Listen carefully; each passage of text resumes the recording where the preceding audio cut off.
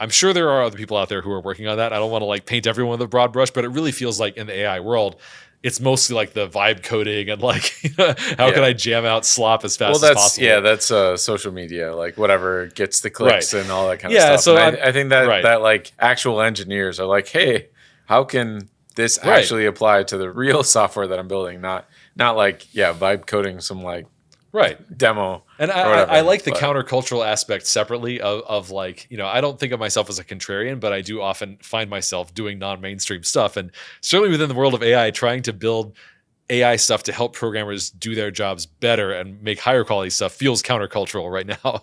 And I'm happy to be on that team. Hey, Richard, welcome to the podcast. Hey, thanks for having me. So this is an interview style podcast, and I'm just going to fire off a bunch of questions. We definitely want to do the rapid fire programming game. Sure. I know you're an expert of lots of programming languages, or you dabble in lots of different ones. So we'll get into that. But as a warm-up question, do you have any special skills that people might not know about? Special skills? Okay, I guess depending on how you found out about me originally, so I used to be known for writing articles about competitive Magic the Gathering. So that was like kind of how I paid my utility bills in college. So I guess I have a skill of like, if people wanted to have like a Magic tournament, I could like probably still compete. I don't know if I'd win, but like I don't know. I think I still got like, it's not, I'm a little rusty, but I think I could still do it. You think you'd get your son into it like at some point? I don't know. It's one of those things where, you know how like you get really into something and you spend a ton of time on it, then you kind of look back and someone's like, "Oh, you like Magic? You might like this other thing." I'm like, "I'm not going to put like 50,000 hours into this other game." Yeah, like, true. You have any idea how many weekends I spent like driving to and from Magic tournaments in college? I'm not doing all that again. So it's kind of like, for me, it was a very rewarding, and like I learned a lot and made a lot of friends. And now I'm like, yeah, but I think that was kind of a one-off thing. I don't know if my son is going to be like, in the right place in the right time for that to be as cool for him as it was for me. Yeah. I mean, kids right now are probably into like Pokemon cards or whatever. I don't know. Magic's still really big. Yeah. It's like kind of a different vibe now than it was like when I was in college, which was recently. No, it's a long time ago. But it's definitely like a very financially successful game still, even more so than it was back then. So I think it's still going strong, but I don't really know what the kids these days are into. Yeah. So yeah, with the rapid fire programming language game, I'm just going to spit out a couple of languages and you tell us what you know about them. Let's go. All right. So Rust. Rust, created by Graydon Hoare. 1.0 came out in like 2014, I want to say, something like that. And I think they started at Mozilla in like 2009. I teach a course on it in front of Masters, and I use it daily at Zed. It's my full-time job is Rust programming. So quite familiar with it. But obviously, like, it's big features like the borrow checker. Sort of the tagline is like, systems programming, but like safe, memory safe, and concurrency is safe. And yeah. Well, we're starting out with easy ones. So Go. We'll get harder. Yeah. So Go, created definitely 2009 was the first release. I don't know how long it was used at Google before that. So this is Rob Pike and Ken Thompson and somebody else famous who I always forget. They said that it was like designed to be like C, like what they wanted C to be. But I always thought that was kind of confusing because C is like used for operating systems and like high performance databases, and it's memory unsafe. And Go has a garbage collector. So it's like the Venn diagram of what you can use them for, like doesn't overlap that much, or like what they're good at. But it's definitely a language for like server side programming and, very fast compile times and fast runtime among garbage collector languages for sure. Python. Created by Guido van Rossum. I want to say it was 1990. It was either 90 or 92. I always mix that up with Haskell. And so he originally designed it to be kind of like a teaching language. Fun fact about Python. He originally named it after Monty Python, like Monty Python's Flying Circus. But eventually the snake thing like just kind of took off and he just kind of was like, all right, fine. How about Kotlin? So Kotlin was created by JetBrains, makers of like IntelliJ, IDEs, and all that stuff. So it was originally designed to be sort of like Java kind of like Java, but like backwards compatible with Java, but also like taking the language in new and better directions. And then it really took off actually when it started getting used for Android development. So I remember like I used to be a professional Java developer, and I remember people talking about Kotlin. It's kind of like, oh, it's like this kind of weird, funky take on Java. And then once it started getting big in Android, it became kind of like a thing in its own right. How about you mentioned Haskell? Sure. So Haskell, created by a group of researchers who were really excited about in like doing research on laziness or like non-strict evaluation. So Miranda was the big like lazy language at the time. This is so Haskell came out in either 90 or 92. And the background was that John Turner, who created Miranda, was like aware of what they were doing, and they were like, "Hey, can we use Miranda for this?" And I think he was some combination of like, "Please don't hack apart my language for this." / I think also Miranda was like, you had to pay for seats to use it because that was the thing with languages back in those days. And basically they were just like, hey, why don't we just make our own lazy language? Then we can like make it as configurable as we want for all of our little experiments. They're all in like, one-offs. And so basically they formed the Haskell committee. They designed the language, and then against all odds, it ended up seeing a lot of industry use among functional programming languages like many years later. Well, let's go down the functional programming language track. How about OCaml? Yeah, so OCaml is 1990s. I want to say 95, but I might just say that because there's like 95 is like Ruby and JavaScript, and PHP was 94. There's another big one in 95 that I'm thinking like Delphi maybe. I don't think. All right, okay. Well, anyway, 1990s. So that came out of research out of France. I want to say it was Xavier Leroy. Not sure if I'm getting the name right, but basically the idea there was like the O and O camel is for object, and so it's like camel is like a dialect of ML, the meta language created by Robin Milner in 1970s, like early 70s. So it's like standard ML from 1975, and OCaml is sort of like, okay, why don't we introduce objects, because these are kind of like the massively hyped like 1990s like peak OO hype machine, and basically like it was like, how do we make a language that marries object-oriented and functional programming? And the funny part is today, among OCaml users, basically everybody agrees, just completely ignore the object parts and just focus on the FP parts. But they did a good job making like a high-performance compiler, and like OCaml has a lot of cool stuff in its own right, even setting aside the OO stuff that doesn't really see use in practice.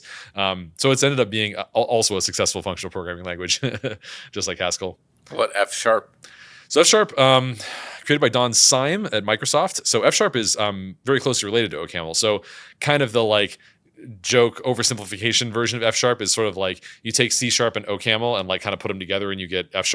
So F# has a lot of stuff in common with OCaml, except that it's very like, much like kind of Kotlin is like a spinoff of Java, F# is kind of a spinoff of C#, like it overlaps with the C# standard library a lot. But it very much is like functional first. Like it's not, as I understand it, people who use F# similarly to people who use OCaml tend to focus on the functional stuff, and the OO stuff, I guess, a little bit more like Scala maybe, in that people who are trying to do functional programming in F# often end up reaching for the OO ecosystem of C# just because it's so much bigger, and it's like there's so many tools in that they don't want to give up.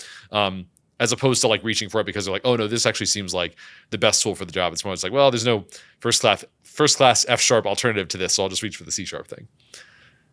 You mentioned Scala. Yeah, Scala. Martin Odersky, I want to say 2004 was when he wrote his paper about this originally, I think.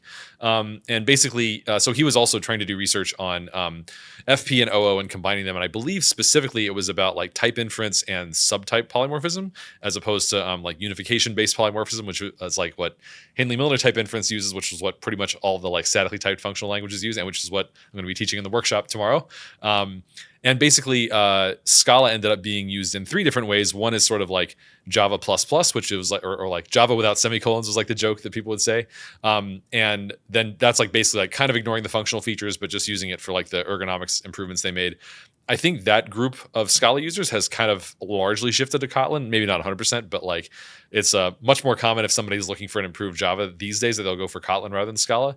Another group is like, I want to use Haskell at work, but my boss won't let me, but they will let me use Scala because it's on the JVM, like it compiled and it like has good Java compatibility. And then the third group is people who have always been, as I understand it, like one of the smaller groups within the Scala community, which is just like, I actually want to use the OO and the FP stuff together, and I think that's the best way to use this language. I have a friend who is in that group, but yeah, it's always been, as I understand it, more of a like the two extremes than a like blending of the two. Makes sense. Julia. So Julia is created for like data science and scientific computing. There's like a dedicated language that was like for that audience. Dynamically typed, has like, I believe a pretty good JIT compiler, so it like runs pretty fast. I've never used it. That's not really like the type of programming that I do, but I have used it as an interesting example of like how hard it is to break into a monoculture. So Python, despite not being used for like, or not being designed for that, like that was not at all what Guido had in mind when he originally created it. It's ended up being like the dominant thing in like scientific computing and like, ML and stuff like that. And because of that, it's like, even though Juliet was like designed for this, it's had a really, really hard time making a dent in that. Kind of in the same way that in the browser, there's this huge JavaScript and now TypeScript, but that's like JavaScript with types. Monoculture, even though like Elm, which I also teach a course on, has been successful enough to have a self-sustaining community over a decade plus, and like is like sees use in production and industry and like blah blah blah. It's just like anything that's not JavaScript or a JavaScript dialect like TypeScript or briefly CoffeeScript has always just been like a total blip on the radar of like the huge monoculture of JS and JS dialects. And it's kind of the same thing in scientific computing. True. How about Zig? Zig, created by Andrew Kelly, a friend of mine. So it's a systems language, like low level of programming. Basically, the first talk that I saw Andrew give about this, he kind of explained that his vision for Zig was like, so you got C, which I just taught a course on. And C is basically like, you can have amazing performance, but also there's a lot of sharp edges, a lot of ways to blow your own foot off. And basically, C++ attempted to address some of these shortcomings in a way that involved adding a ton of complexity. And Zig is like, why don't we address these shortcomings while trying to make a very simple language and like ideally simplify C while also making it better in a lot of ways. Rust is kind of like in a different category, I would say, where Rust is sort of like, we're trying to be a language that competes with C on performance, but is not trying to be at all simple or at all like C-like, just like a completely different language with its own, that's doing its own thing, and has this like borrow checker and all these like really wild things. Zig is a much more like toned down, like let's just make a really nice, simple user experience for people who want to do like really high performance stuff. And isn't Bun written in Zig? Yeah, Bun is written in Zig. Ghosty, the terminal emulator, is written in Zig. I would say those are the two like most well-known like I don't know, tools that programmers might use. Then there's also Tiger Beetle, which is like a really high performance financial database that's written in Zig. And I would say those three are kind of the three big like most well-known use cases of Zig. We're in the process of rewriting Rock's compiler, like the programming language I made, from Rust to Zig. And so hopefully like once we're done with that, we just got started like a couple of months ago.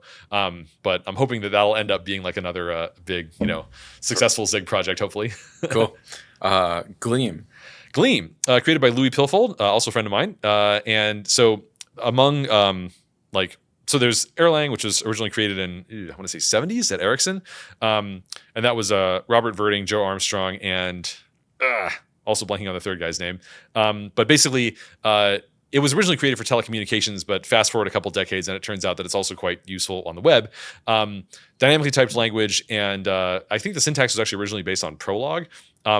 Kind of funky looking language, but a lot of people really, really love it. Has a great reputation for fault tolerance. The most successful like Erlang variant today is Elixir, like the most popular. Elixir is like dynamically typed and kind of Ruby inspired, and does like macros and stuff like that, created by Jose Valim, also a friend of mine. Whereas Gleam, Louis basically was like, okay, let's try to make a type checked version of like the Erlang experience of like going on the beam. Gleam now also compiles the JavaScript actually also, so you can use it either for like Erlang style stuff, but also if you want, you can build your front end in it and have like a full stack Gleam experience.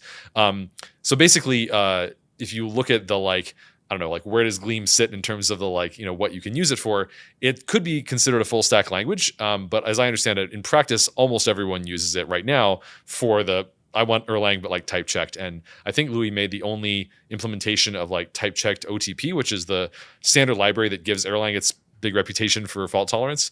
And so a lot of people are like using Gleam for that reason, as I understand it. All right, let's do one more. Nim. So created by, I don't remember the guy's name. I want to say Rasmus Lerdorf, but that's PHP. But it's like a similar kind of name to that, similar region of the world. His last name is Rumpf, but I don't remember his first name. Andreas, maybe? Yeah, I think that's right. Andreas Rumpf. Anyway, so NIM is like a combination of like object-oriented. I guess like it's an object-oriented language, but I would say it's kind of like a funky Go. Maybe is an interesting way of thinking of it. Although I would not call Go object-oriented, but NIM is, and NIM is like notable for having like configurable different like garbage collection options. So you can say like, I want automatic reference counting, or I want like mark and sweep, or I think there's also like a leak mode. My friend Deech gave this cool talk at Strange Loop many years ago about, it was like pre-pandemic years ago about NIM. And one of the things he talked about that was really cool about NIM was its static introspection. So the ability to like analyze your program, like write NIM code to analyze your own NIM program at compile time and like tell you things about like how, parts of the program are fitting together and like write tests based on that and things like that. Cool. That was a good overall landscape. And yeah, you passed all of them, I think. What you mentioned kind of object-oriented languages and functional languages, and some like Scala, which have both paradigms. Like, in your own words, how would you describe object-oriented versus functional? Ooh. So it's a tough question.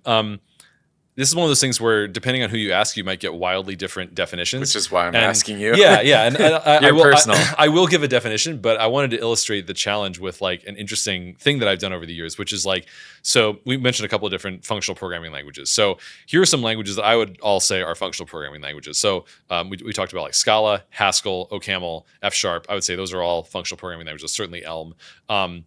Then there's the question of like, okay, is Elixir a functional programming language? Is Gleam a functional programming language? Is Clojure a functional programming language? Depending on who you ask, some people would say all 8 of those are functional programming languages. But some people might say, I forget if OCaml was in that list, but some people would say, well, OCaml is not a functional programming language because they allow mutation. So like they're not hardcore enough about mutation. They need to be like only immutability is allowed. Even it's though like exclusionary. It's like, hey, if you have this ability, then right. And then some people would say like, well, and like Clojure allows unrestricted side effects. And then there's another way of looking at it, which is like, well, it's about the lineage. So like if you're a descendant of like the Lisp family, then you count as a functional programming language. So that would mean Clojure automatically is. But other people would say, well, no. Like original Lisp was not a functional language, but Scheme was. So if you're descendant of that branch of the Lisp family, then you're functional, but otherwise you're not. And other people would say like, well, if you're descendant of the ML family of languages, so like OCaml and standard ML and Elm, then you're functional. But other people would say, well, no, you have to be like pure functional. Like it has to be all about pure functions. And so only like Miranda and Haskell really count. And some people would say like you need laziness. I like to joke that to some people, the definition of functional programming language is one that begins with an H and rhymes with Maskell. That's how you know it's a functional programming language, like because their definition is so narrow. So to me personally, I actually gave a whole talk about this. It was a keynote for Functional Conf. Like it was an online talk, like 2022 or something. I don't know. It was around the pandemic. And I gave a whole talk about like trying to defend my definition of what functional programming is. And my definition is the functional programming style is when you are avoiding mutation and avoiding side effects, period. That's it. So you can do that style in pretty much any language as long as you have the ability to avoid mutation and avoid side effects and still actually make code that works. And then a functional programming language is a language in which avoiding mutation and avoiding side effects is the primary way that you're supposed to program in that language. And if you're not avoiding mutation and you're not avoiding side effects, you are using that language in a strange and not recommended way.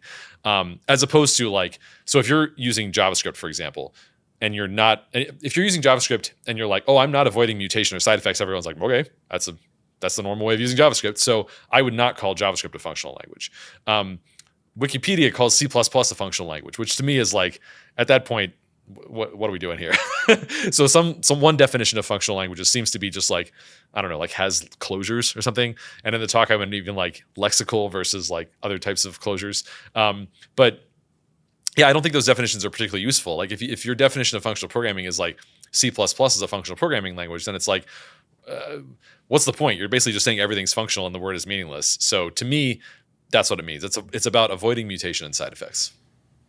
Yeah, that makes a lot of sense. So if you're doing those two things as the primary way of using programming language, then you would say that programming language is in the category of functional programming. Yeah. And so all the languages all the 8 that I just listed, all of those, the primary way that you're encouraged to write code in those languages is avoiding mutation and side effects. And that's what distinguishes them from like, for example, Go is a language that I have a lot of respect for in a lot of ways. Like that's not the way you're supposed to write Go or Zig for that matter, or Rust. Like, and just because you can doesn't mean that it is potentially a functional programming language because Right. it's like would kind of go against the grain of the community and like the packages that are out there, the reference code, Exactly. the libraries, whatever. And I think that definition makes a lot of sense. And that's why I distinguish between the functional style and a functional language. Like, so you can do the functional style in almost any language. So you can like write Go in a functional style where you're choosing to avoid mutation side effects, even though you're kind of going against the grain. Yeah, makes sense.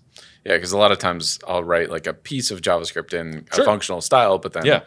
if nobody else on the team writes that way, then it's a little bit strange or Yeah. whatever. It's going against the grain. To me, is the thing that I like about functional languages is that if you want to be writing in that style, you're not going against the grain. The whole ecosystem is that True. way, et cetera, et cetera. Yeah, makes sense.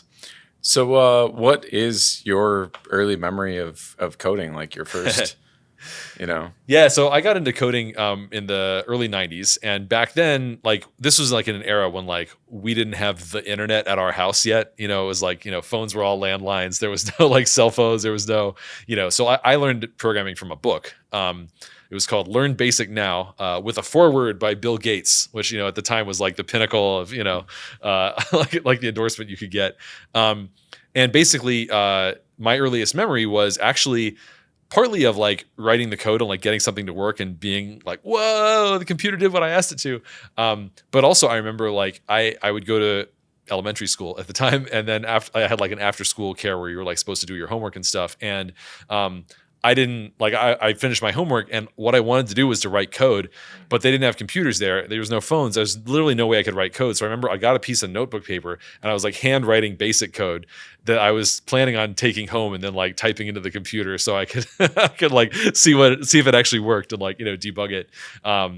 And yeah, I mean that none of that makes any sense today, like in today's modern context, but it's like a very vivid memory of just like liking it that much that I was like, I'm not going to go play with the dominoes or the cars or whatever. Like I'm going to take out a piece of notebook paper. It's like a puzzle and you get to see like the output of, the kind of computer. I like the whole thing. That's really cool. Yeah. And then where'd you end up like going to school? And so like for college? Yeah. Yeah. So I went to Washington University in St. Louis. So not really known for comp sci. I almost went to University of Illinois, which at the time was like U.S. News and World Report, number 5, in the country. And I was like, oh, that's such a big deal. And then my dad actually fortunately pointed out to me, he's like, yeah, but like, look at these like course listings. Like what actual courses are you going to take there versus that he really was trying to sell me on WashU. And he was like, at University of Illinois, they have this like really hardcore like non-computer science engineering curriculum that everybody in the engineering department has to take. He's like, you're going to be taking like so many semesters of physics and calculus and like chemistry. Is like, you don't want to do any of that. You want to just write code. Whereas WashU, you can just take more comp sci electives and just spend more time programming. And I was like, oh yeah, I don't want to do a bunch of physics and chemistry and like calculus that I'm never going to use again in my life, which I didn't. I want to just take more programming courses. And like, I visited both campuses and I like sat in on some lectures. I was like, oh, I really like the professor that I like sat in with and whatnot. And so yeah, I ended up going there and had a great time.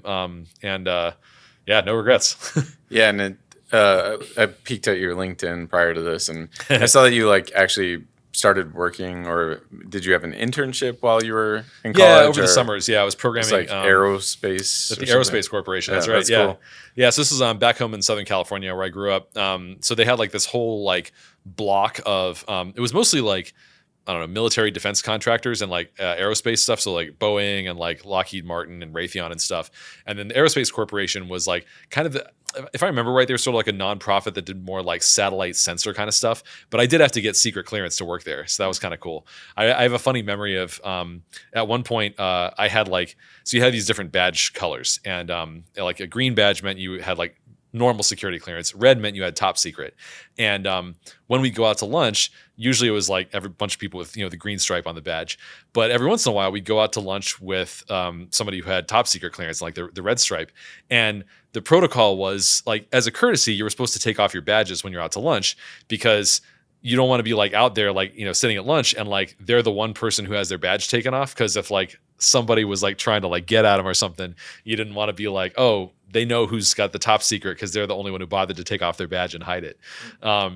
Which was like that was the one time in my life I ever had to think about any of that stuff. But I mean, reportedly there was like one building on the campus where like if you went inside and you didn't have a red stripe on your badge, like there were like guys with machine guns inside who would stop you from going further. I never went in that building, but that's what I heard.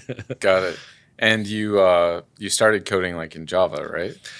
Yeah. So at that point I'd done, so I started Like, off how did you get your first job? And then so I started off in basic, and then I wanted to make games. Because I'd made games like, pen and paper games, like for fun, for years, like with my friends, like we'd play them and whatnot. And I was like, well, I want to make computer games. That was like my reason for wanting to learn programming in the first place. Basic, not a great language for making games, not a whole lot in the graphics department, pretty much just like terminal output.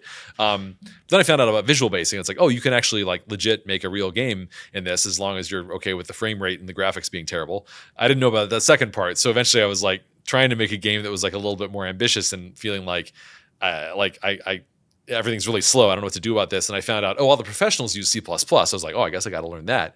I had a really bad early experience with C++, just in the sense of like, I remember like getting stuck on like segmentation faults and stuff like that and just having no idea how to like get myself unstuck. And I would just like, I remember like one time I made this role-playing game, and at some point I walked into a town and I talked to the like storekeeper, as I had done many times before. And the storekeeper basically just like, instead of saying like, hello traveler, would you like to buy some, whatever's, just started, it was like, hello traveler, and there's just memory garbage just like comes out on the screen. And I was just like, how do I fix this? Like what? I don't know. I did something at some point that like caused this. And this is like, I'd never even heard of version control. So it wasn't like I could just roll back and be like, well, at some point I'll just bisect and find, where I introduced the regression. It was just like, no, I just got this one version saved. I should have probably saved backups with different file names, but like, it was terrifying. Yeah, I did also try to make a C++ text-based RPG. That was fun, but similar story. And then one time I like completely lost the file or whatever, and it was just like, it was horrifying. And my son had the same experience when he was programming a really complicated game in Scratch, and it just stopped working, like one piece of it, and he just could not figure it out. It was just like the worst. It's devastating. Like, So it's like part of the rite of passage. It feels like of the programming journey. Well, that was what got me into Java. I remember like hearing about Java. It was like, this was like in the 90s, like object-oriented programming was just the most hyped thing. And I definitely remember like going to bookstores and you would see like these thick books and like, learn Java now, all this stuff. And so it was like impossible not to know that Java existed. And as I understood it, it was sort of like, well, this is a language that's kind of like a cleaned up C++. And one of the ways it's like cleaned up and like the sharp edges they removed is this like whole segfault experience. And so I kind of got into that and was like, oh, cool. This is like, it feels like C++, but my life is a lot easier. Now I couldn't really make any games in it, but because at least I didn't have like an equivalent, I don't know, I didn't know how to do that in Java. I knew how to use like Swing for UIs and stuff like that, but I didn't really know how to like translate that into something where I'm like putting images on the screen. It was just like I could make drop downs and, and text boxes and stuff. But that was my first job. Was basically I was actually like writing Swing, like the Swing UI library, and basically the way I got it was I guess. My dad knew somebody whose mom worked at Aerospace Corporation, like one of my classmates or something. He was, I don't know, like knew her from school stuff. And she mentioned that they had an internship program where you could write code. Now, my first job there was actually not writing code. They had like a bookshelf full of CDs, like physical CDs of data.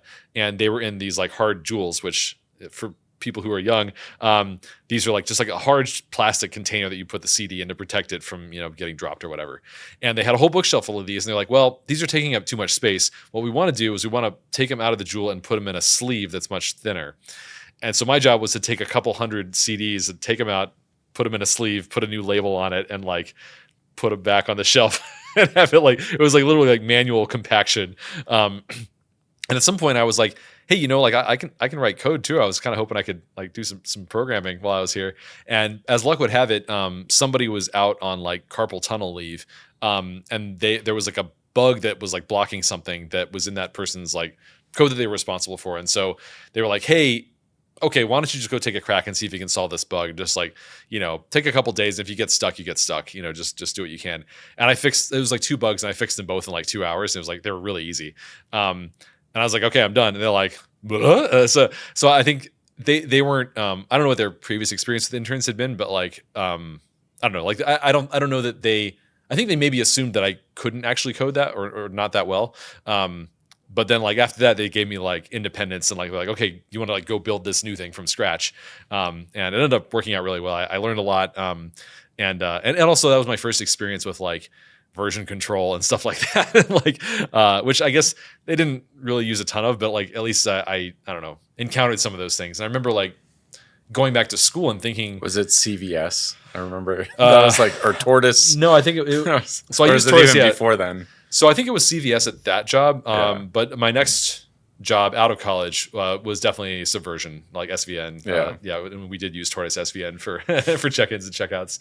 I remember CVS was before SVN. Yep. And it's like SVN was the good one. Yeah. before Git took over. Yeah, like jQuery the jQuery team, we all like used SVN, and there was SVN patches and stuff. It was obviously far worse than Git is today, but it was better than CVS for sure. Yeah, I remember that.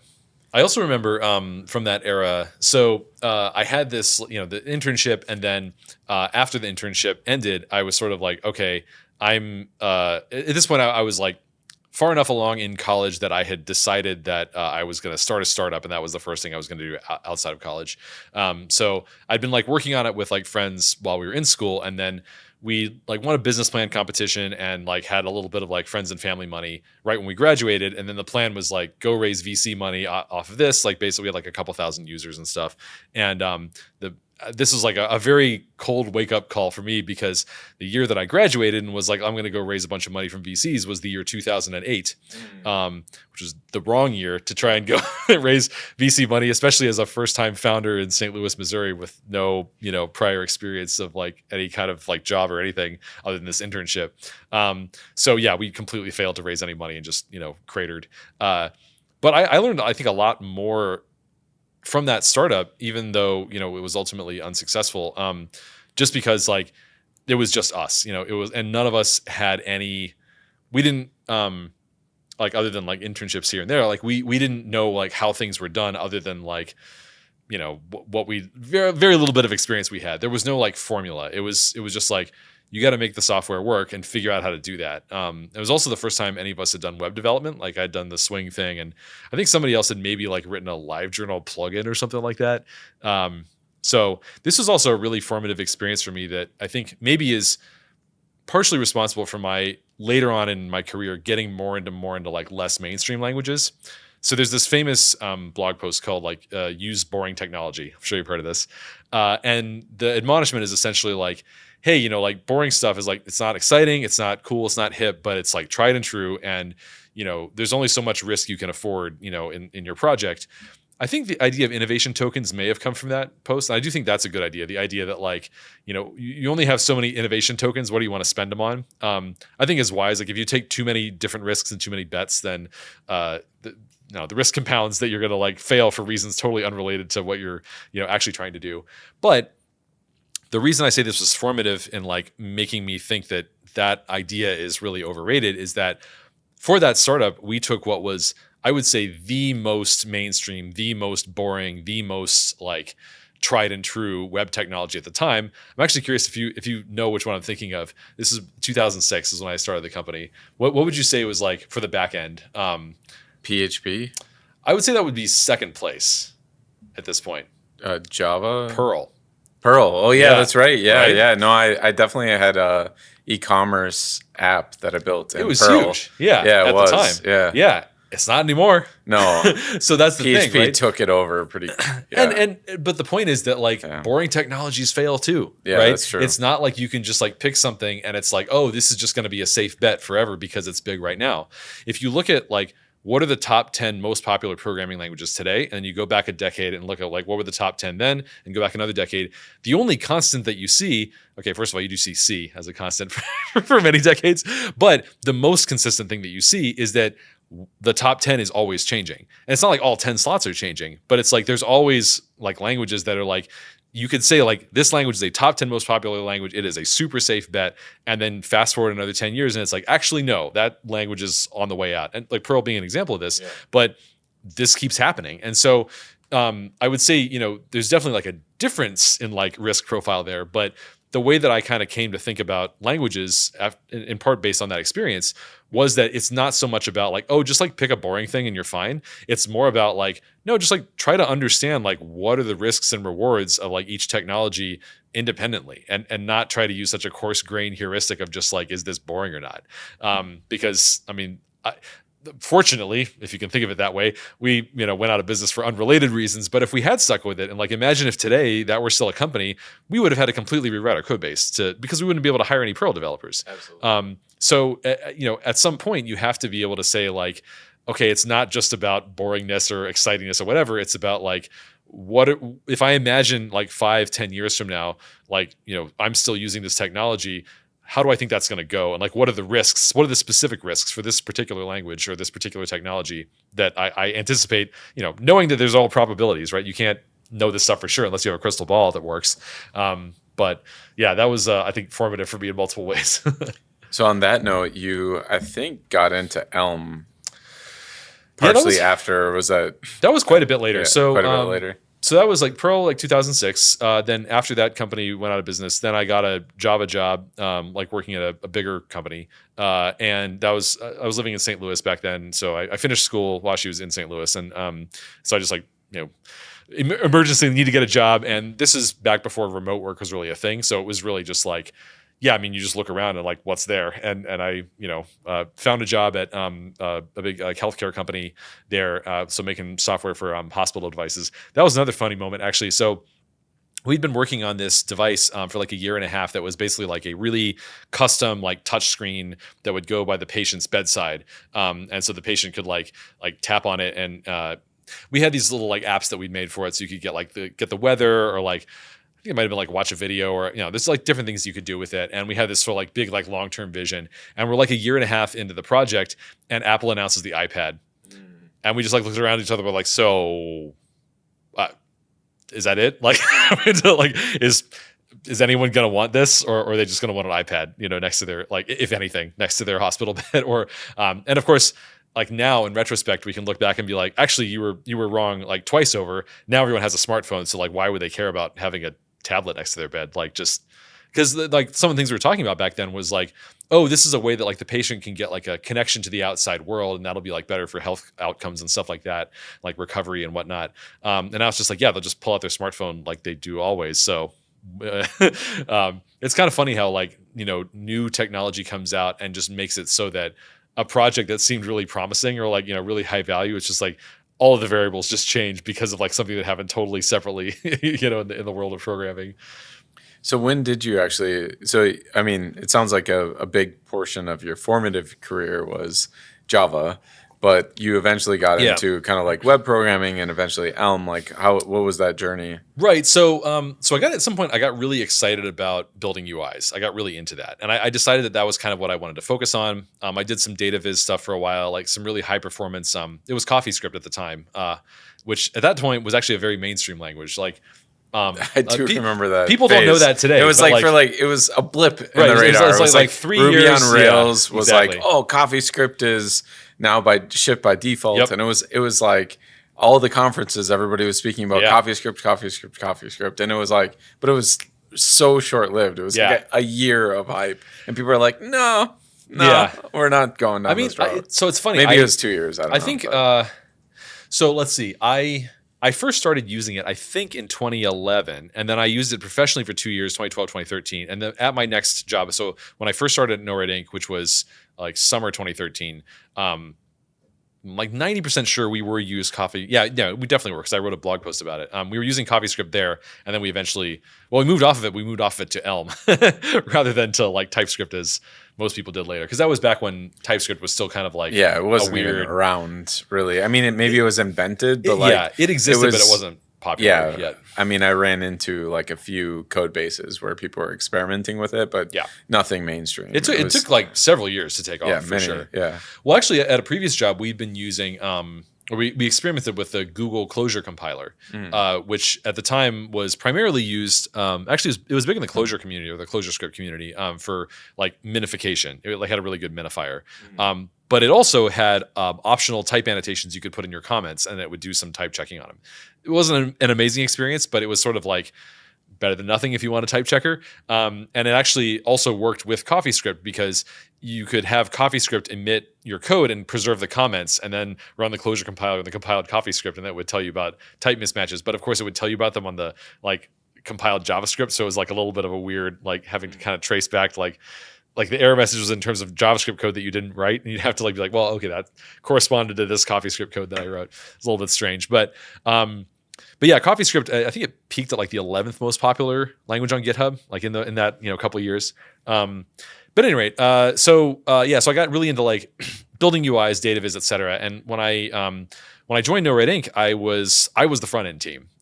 So I guess that's not quite true. Like literally when I joined, there was one other person, but he ended up leaving. And so there was like basically me on building the whole front end, and then there was two other people doing back end development, and that was the engineering department at the time. The company got a lot bigger then over the years, and like now it's like 150 plus, I assume. But yeah, back then it was like 5 of us or something like that, and I got an Elm actually outside of work. So I had been building this like novel writing app. I'd been working on this novel. I was like 80,000 words into it, and I'd been doing it in Google Docs. And at some point, Google Docs just started getting slower and slower and slower and slower as I added more and more chapters. And I was like, well, this sucks. Like I'm having a terrible experience trying to I'm writing and like the characters, like there's like noticeable latency as the words try to pop up.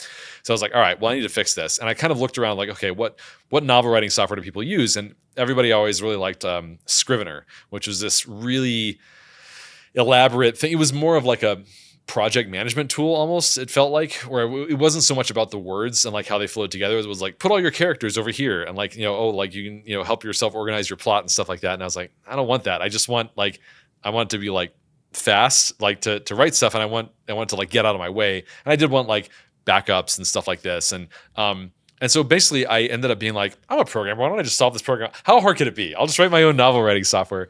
So I did, and I called it Dreamwriter. And originally I wrote it in like vanilla CoffeeScript, as one does. And at some point, it was working. I was using it. I was, having fun with it, writing a bunch of words of the novel on it. And then at some point I was like, okay, this is getting kind of hard to maintain. I feel like I just need to do a rewrite just to like clean up the code base and just make it manageable again. React had just come out, so I was like, I'll try this out.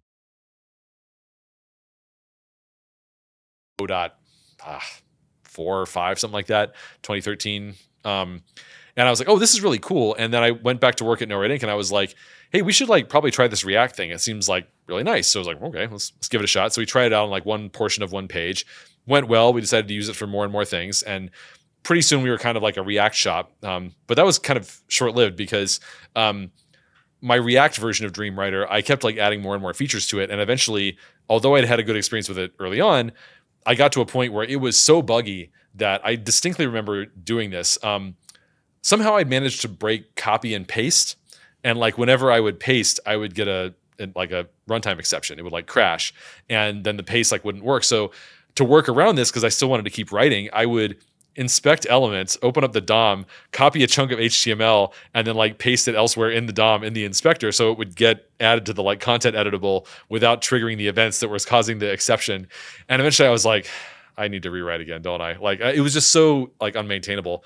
And I was like, all right, whatever. So at a previous job, I had a friend, Deech, the guy I mentioned earlier, who gave the NIM talk. And he's like an encyclopedia of programming knowledge. Like he knows so many different languages. Like he will like try out and actually use these like really esoteric languages. Like we didn't even get into like ATS. He's like written ATS code. Shen, which is like a Lisp, where you gave a talk about that too. Like Shen is like a Lisp with a type checker, where the type checker is implemented in Prolog, and you can write your own Prolog to implement like your own custom type checking logic that hooks into the type checker. And one of the memorable lines from that talk was someone raised their hand and was like, hey, can you do like side effects when you're writing stuff in the type checker? He's like, oh yeah, this is Lisp, man. You can launch the missiles from the type checker. It's like, so he's really into like, he just knows all that stuff. And I've been kind of talking to him about like, I like to do UI stuff. And I was talking about like, I was kind of interested in like the functional style, and I'd been enjoying React. And he was like, you should really check out like Haskell or a language like that. I think you'd really like it. And I was like, well, that's cool, but there's no equivalent of that on the front end, or at least there wasn't at the time. There was like GHC.js, which compiles Haskell code to JavaScript, but it was notorious for making really slow running JavaScript. And I was like, well, the thing that I want to use this on specifically has a performance problem. And it's just not an option for performance me. And an exception. And I don't want any exceptions. Right. It's like, I need it to be fast, and it needs to run fast, and then it needs to be like easy to maintain. And those were only two things I was looking for, really. So PureScript had come out at that point. So there was this old language, Roy, which Brian McKenna created, and it was like designed to be compiled to JavaScript from the get-go, Haskell-like language with a type checker, etc. Brian got stuck on implementing row polymorphism in the type checker and never really figured out how to like get past that, and ended up kind of just like putting it back on the shelf. So I was like, oh man, I thought this was going to be the one. But then PureScript comes out. So that's Phil Freeman created that, and basically PureScript was like, let's take Haskell as like a concept, like the type system and all that stuff, purely functional programming. PureScript was like eagerly evaluated instead of or strictly evaluated rather than lazily evaluated or non-strict evaluation, which made a lot more sense, especially if you want like performance in the browser. And basically, I was like, this is it, except that they don't quite have like React support yet. There was like a big pull request where I was like cheerleading, I was like commenting, I was like, hey, I don't know enough to help with this compiler stuff, but I'm really rooting for you because I really want to use this like when it lands. Because I was like, well, I've been really enjoying React. If this is right around the corner, I don't want to rewrite in like not that and then want to rewrite in PureScript React like right after. So I'm just going to wait. While I was waiting for that to land, Elm comes out with this blog post. And I was aware of Elm, but at the time, if you went to elmlang.org, all the demos were like games. It was like purely functional programming, compiles to the browser, but it's like, and here's Mario. And I was like, well, this is neat, but it's not for me. Like, I'm not trying to build a game. I'm trying to, web apps. Yeah, I'm trying to build a web app. And this blog post comes out called Blazing Fast HTML in Elm. This is before Blazing Fast was like played out and kind of a meme. It was just like people unironically said it. And basically it was like a benchmark of like, here's all these different things like React and like, at least if I can remember. So at the time it would have been React, Angular. I don't think Vue.js was a thing yet. I think Knockout.js was in there. Because this would have been 2014, I think. Backbone, probably. Backbone, yeah. And then there was this thing called Om or like Ohm, which was used either in vanilla JavaScript, but also it was what ClojureScript used for their stuff. And there's one more that I'm forgetting. It was like virtual-dom. Anyway, and then Elm was like on the benchmark and just like crushing it, like doing really, really well. The only one that was like faster than Elm was like this like pure JavaScript thing that like kind of nobody used. So it was like, okay, that's really impressive. It's like a lot faster than React, which I'm already liking and think is going to be fast enough for this use case. And it's like purely functional, and it compiles to JavaScript, and it's like the like kind of the Haskell type checked experience. I was like, this checks all my boxes. Why don't I like? What am I waiting for? Why don't I just give it a try? And I tried it and just completely fell in love with it. Just had an amazing experience. It just reminded me of like, it took me back to like when I was a kid, like programming, just like I can make the computer do stuff, like, because I would just the refactoring experience is what really got me. Like I would write some code and I'm like, okay, I'm still kind of feeling my way out. I don't really know what I'm doing yet. Okay, I got this working, but now I want to rewrite the code and like do it a different way. And I did it, and like I would just fix all the compiler would be like, okay, here's all your type errors. I would fix them all, and then I'd go back to the browser and hit refresh. And I was used to the experience from like JavaScript and CoffeeScript of like, you hit refresh, you open up the panel, you see what the runtime exception was, and then okay, then I go and fix that, go back to the browser. But of course, I'd been just like hanging out in the console, just like dealing with the compiler errors. And once I fixed the last one, I bring it up in the browser and everything worked. And I was like, no way. Like this got, and I was like clicking around. I'm like, no, everything actually works again. I was like, this is wild. Okay. And I just kept doing that. I would just like do more and more refactors and like cleaning up and like reorganizing and all this stuff. And every time it was like that. It was just like, if it compiles, it works. And obviously that's not going to be 100% of the time. And obviously it depends on what you're building. It's like different for UIs versus if you're trying to do some really like finicky algorithm that's like got a lot of, arithmetic in it. But for the type of stuff I was doing, where I was like mostly just like arranging UI elements on a screen and wiring them up together, it was just amazing. I mean, I was just like, just changing whatever I wanted to, just going nuts, and it took everything I threw at it, and it was just like, yeah, okay, I got you, you're good. So I was like, okay, this is the maintainability experience I was looking for, and then also the performance is great. Like I just really had no objections. So based on that really good experience, I'd been like raving about it to my coworkers at No Red Ink. And I think I had some credibility because A, I was the whole front end team, and B, I had said, let's try out React, and that had gone well. And also React had gone from this thing that was initially, you probably remember this, like when it first came out, like they announced it, like Tom, there's a lot of pushback. Yeah, especially around JSX, which is hilarious in retrospect, because now like JSX is like has become such a normal thing that if you don't have that style, like it's considered weird. Brief detour on that. So I have a theory about what happened there, and I've kind of pieced this together from like something I saw Jordan Walk, who created React, talk about on Twitter like a long time ago, plus kind of like putting some puzzle pieces together. But basically, I think what happened was he's at Facebook. He creates, originally it was called Fax.js, F-A-X. And it was based on like some prototype for, I forget what feature he was working on, but he had this idea of like, he was really having trouble keeping the state like figured out, and like there were all these bugs, and he was like, what if we just made it so it's like, here's the state, and then you just like render based on the state, and then if something changes, we just re-render everything. And so he tried it out, prototyped it, it worked well, fixed the problem they were having, and eventually he goes and like turns it into React and makes it more of a full-fledged thing. And what he said was the initial PR that he made at Facebook was there was no JSX. It was just like you just call JavaScript functions. And at the time, the way that everybody was doing everything at Facebook, of course, a big PHP shop. And so they were used to these like PHP looking templates where you had the HTML elements and then just like little interpolation, bits in the middle. And so people looked at this, like JavaScript code where you're creating elements just by calling JavaScript functions. They were like, nah, this is weird. And so he was like, okay, what if it looked like this? And he just like drew up like pretend JSX exists. And like, what if it did the same thing, but it looked like this instead of that? And they're like, yeah, that looks good. That looks good. He's like, all right, fine. I'll make a compiler for this. Yeah, like, I do actually remember the early prototype of it was just like div parenthesis, whatever, Well, so what's funny instead is that of like the actual HTML like syntax. Well, so funny thing is like, so like I said, I was doing CoffeeScript at the time when React came out.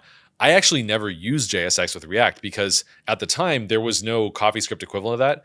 But since CoffeeScript let you call functions without parentheses, you could get something that looked still quite nice by just like making a little tiny DSL that where you had like a function named div and a function named button and whatnot. Yeah. And then you would just call them, and like you didn't get a ton of nested parentheses or anything. It still looked pretty nice. The funny part is that after having that experience, what Elm came out with, because Elm, being in the ML family of languages, also syntactically, also has function calling without parentheses. And so, like in the blog post for Elm, if I read this and I'm like, oh, this looks very close to the way I've been writing React in CoffeeScript anyway. So it wasn't weird to me either that like it didn't use JSX. But of course, JSX went from this like when React came out, people thought it was weird, and like the initial feedback at the like 2013 JSConf US where they announced it, it was like people were like, LOL, you're like, you don't understand separation of concerns. Just like separate hilarious thing to me. When they talk about like, okay, well, let's go on a brief tangent. So I've heard people say that the reason there's JavaScript and HTML and CSS is for separation of concerns, and you're supposed to like do separation things. That is completely ahistorical. Like you could make the case that it has become about that or something, but it's just factually incorrect that that's like where they came from. That was nobody's intention ever at any point when any of those technologies were created. Like the history is like Tim Berners-Lee creates the web. HTML is the hypertext markup language. The whole point of hypertext markup language is to create like links between these documents, and it was for like researchers writing papers and stuff. It was all about the content, and then later on you get CSS, which comes out based on a desire to let end users style their own stuff. So it's like I get the markup, the HTML from the server, and then I apply my own style sheet locally because I want to customize how it looks. And it was like, well, why don't we make a standard language for this so that every browser can implement it and people can use their same local CSS settings for that. As it turned out, nobody wanted to do that. Everybody just wanted to like actually use it as a more powerful way to style things that the server would send you. And then eventually the browsers even just like dropped first class support for letting you bring your own style sheets anyway. Now you got to get an extension for that. So it's like, it was never at any point intended for like authors to use it. Like that just evolved. And so like the idea that it was designed to separate concerns for authors is just just completely backwards. That was never the reason they were separate was just because it was supposed to be two different programmers writing them. Like the authors write the HTML and then the end users write the CSS. That was the reason for the separation. But if it's the authors writing both, like why would you separate them? And it's like, if that were a good idea, why is it that like literally nothing other than the web separates those things in that way? It's like the reason they're separated is because of a historical accident. And like they were wrong about like end users wanting to style things differently. Or at least like to the degree they thought they would. And then again, like JavaScript is like, why is JavaScript a separate thing? It's not because of like separation of concerns or whatever. It's just because like, well, if you already have this like static document format and you've decided you want to add logic to it, like you could try to make a programming language out of HTML, but that's going to be totally miserable. Like you could like ifs in your like, like which we've angle seen brackets. Frameworks and libraries kind of like in a very limited way, yeah, right? But like if you're trying to like, it's that. like, okay, when they're going to define your variables using, angle brackets, you're going to define your functions using angle bracket. It's like at some point it's just you like, need a programming like language. you want something.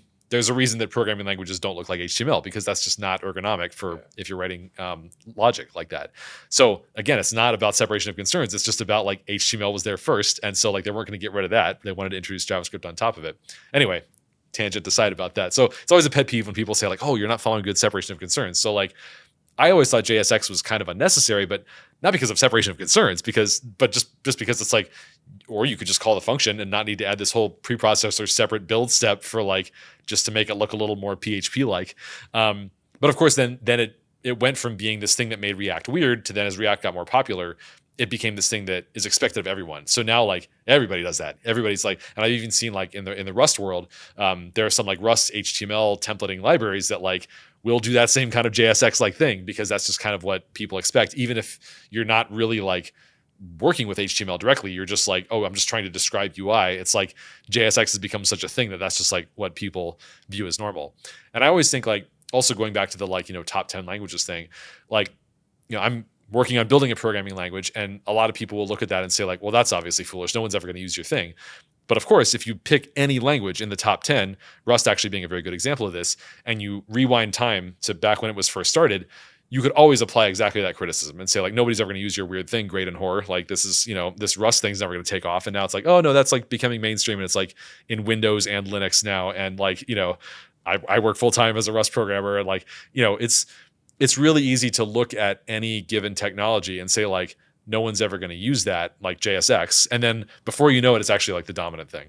Yeah. I think people say that about everything that's ambitious, right? True. It's maybe like a general humanity thing. Like, look at that person with ambition trying to like solve the, a set of problems that I particularly don't have.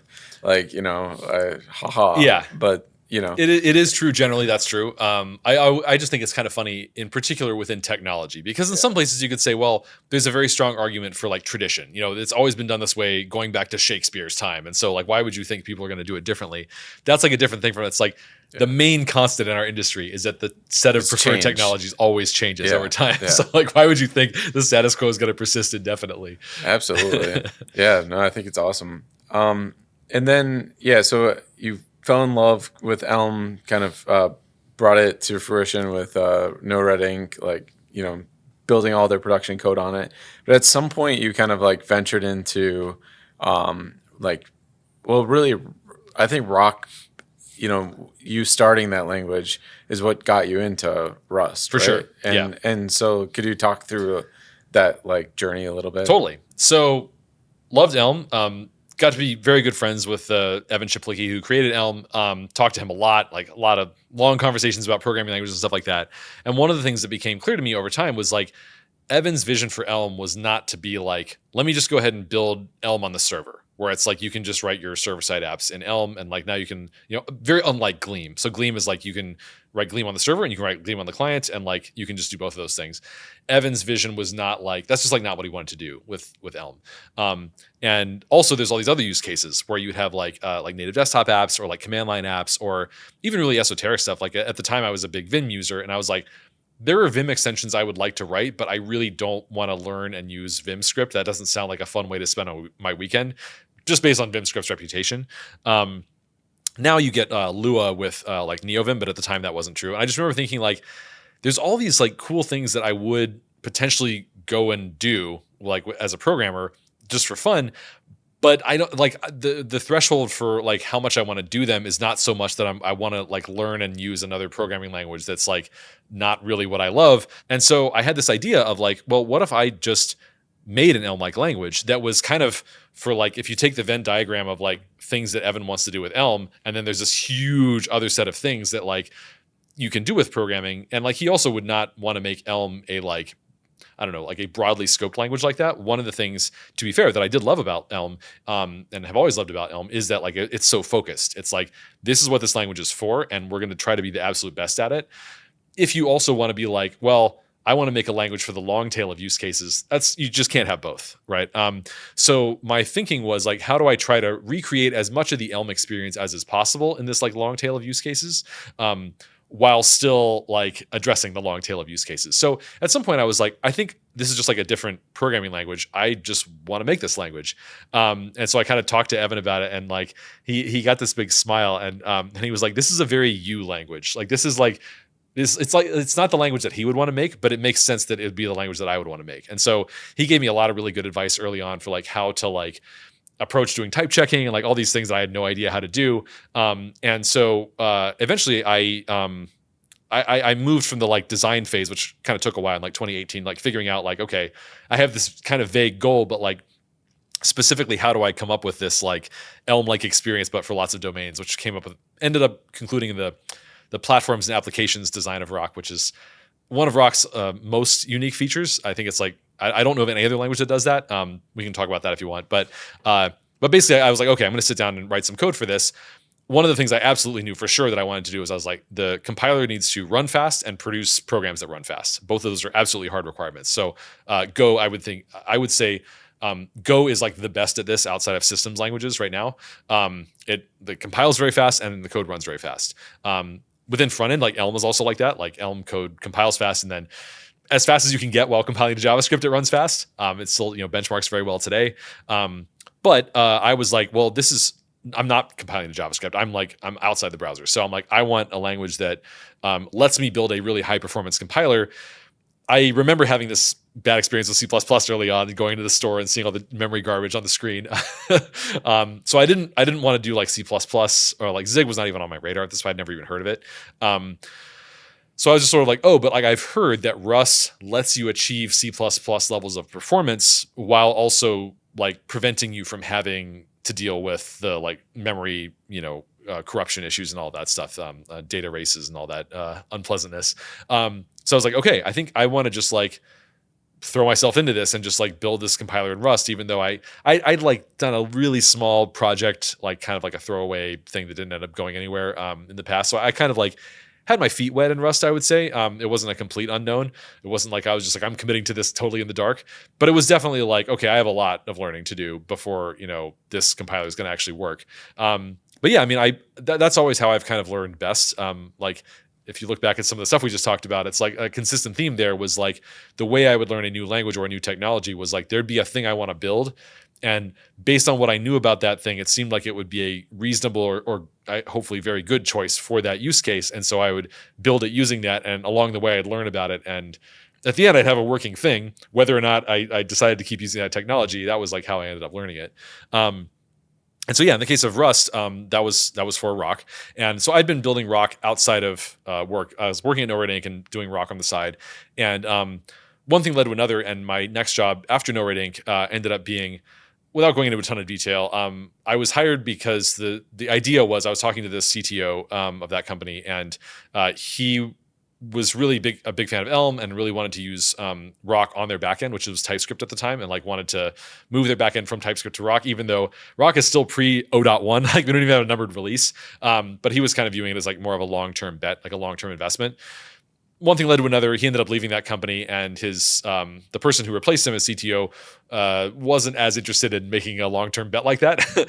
So I ended up just kind of doing like TypeScript development there, which is not really what I wanted to be doing. Meanwhile, I found out about Zed, like the code editor written from scratch in Rust. It's like not a VS Code fork. It's awesome. It's super fast. I love it. And at some point, I was like using Zed happily and writing. I was using Zed to write TypeScript at work, and I was kind of like, oh, there's like I don't really have a reason to be here anymore. Zed is hiring. Why don't I apply at Zed? Because I love this thing and I know Rust, and like I would like to like. I also am like separately interested in code editors. And like part of the original vision for Rock was actually to build a code editor with it, but that's kind of another a whole other tangent. And basically, I was like, yeah, I should just do this, and I applied, got the job, and I've been working there for almost a year, and absolutely loving it. That's awesome. Yeah, and okay, so you mentioned Rock's specific features. I definitely want to, like, part of me wants to talk about Rust and Zed a bit more, but let's dive into Rock a little bit. So, Sure. What are, you said the kind of like core unique features of Rock? So the most unique thing about Rock is this concept of platforms and applications. So the way that you can think about it, there's a lot of different ways you can think about it, and I have to confess, I don't think I'm the best at explaining it concisely yet. So I'm going to try explaining it a new way that I haven't explained before. We're workshopping it. Yeah, we're workshopping it, exactly. So I'm going to try a new way of talking about it that I haven't talked about before, because you and I were talking about this earlier. So I work at Zed, big Rust code base, like 500,000 lines of Rust. Rust lets us build a very high performance editor. Our compile times are a major pain point. Like especially if you're doing UI work, it's like I want to rebuild. Like I just want to scoot something over a couple of pixels because it's a little bit off, and I have to wait for a full double-digit number of seconds rebuild before I can like get those couple of pixels up and see if I moved them right. Yeah, we're used to kind of like hot reloading where you save. Right, we are not there. Check it and save. Right. Yeah, it's a downside of Rust. Yeah. And I mean, hopefully it will improve, but it's going to be a long road before it's like significantly better, if it ever is. So basically, I designed Rock unintentionally, not knowing that this was going to be a thing, to be actually quite good at helping out with a problem like this. So basically, what you can do, like Rock is designed to be good at being embedded in other languages. So for example, here's the thing we could do at Zed if we wanted to. We could take our existing Zed code base and say, okay, all of our super high performance like text editor rendering stuff and all the integrations, all of that stays in Rust. But just the UI part, for just that part, we're going to say, okay, at this point we hit a boundary. We're like, all right, just call out to Rock to do the like rendering logic and the layout and the describing like, what's going on. And then all of that Rock code is going to be able to be like, super fast compile times, maybe even hot reloading. We don't have that yet, but it's like, on the roadmap. And you don't have to rebuild the Rust code if all you're touching is UI stuff. Then you can get a really fast feedback loop. And also Rock is like, it doesn't have a garbage collector, but it does automatic reference counting, which actually, if you look at Zed's code base, we also do automatic reference counting for our UI code. You'll see like ARC, which is atomic reference count, all over our Rust code base, and it's primarily about like UI element stuff. So Rock just like, that's how Rock does its automatic memory management. But then in Rock, you don't have to deal with lifetimes. You don't have to deal with like the borrow checker. There's just all these things that kind of go away and are just like more ergonomic.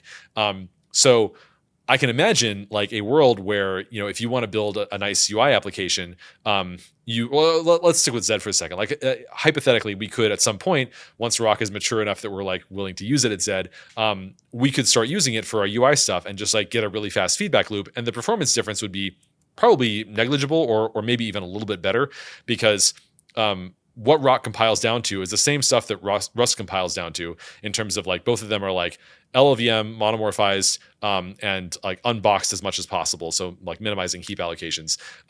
Some of the only differences there are, one, Rock does automatic reference counting whether you ask for it or not, whereas in Rust you have to opt into it. But for this part of the code base, we are opting into it all over the place anyway. But also Rock has some additional optimizations that are specific to the fact that we know everything is done using automatic reference counting. So we can like elide reference counts in certain places and like do certain things that Rust doesn't do because it's not as like bought into that memory management style. So it's conceivable that you could actually like rewrite at least that particular subslice of the code from Rust to Rock and actually see a performance improvement. Theoretically, it's possible. I don't know what it would actually be in practice, but basically, that is a really good example of using Rock for a very specific use case. It's like we have this existing big code base in a different language. There's one part of it that we want to be more ergonomic, and it's almost like flipping around the old like traditional paradigm of like I use a higher level language for most of my code base, and I have this one really performance sensitive part, and I rewrite that one part in Rust or C or C++ or something. It's like flipping that around and saying like, well, I have mostly this big 500,000 lines of Rust code editor, but just for the UI elements, I want to just like pull in this higher level language. Now you can do that today with like Lua or JavaScript or Python, But the runtime performance of Lua, JavaScript, and Python is just like dramatically worse than Rock. And B, none of those are languages that are designed to be type checked. So one of the cool things that Rock has is we have this thing called Rock Glue, and basically it's a CLI command that you run, and you give it the name of a little like Rock, we call them glue scripts, and basically what that does is it will run a little piece of Rock code that receives as its input all of the types of your Rock program that are being exposed to sort of the host language. And then you can basically just like generate like Rust code, or somebody can write a glue script that generates Rust code such that I can just take my Rock code, take my Rust code base, and just run Rock glue, and it'll just spit out Rust bindings that'll just line up with the Rock code, and they're all type checked. So I don't have to worry about that boundary at all, because if I mess up something between Rock and Rust, I'll get a build time type mismatch. And if all the types check out, unless there's a bug in the glue code or something, which, that's the author of that glue code's job to fix, then now I can just be like, oh, cool. I get the usual experience of like, if it type checks, it might or might not work, but at least I'm not going to get like runtime type mismatches or segmentation faults or anything like that.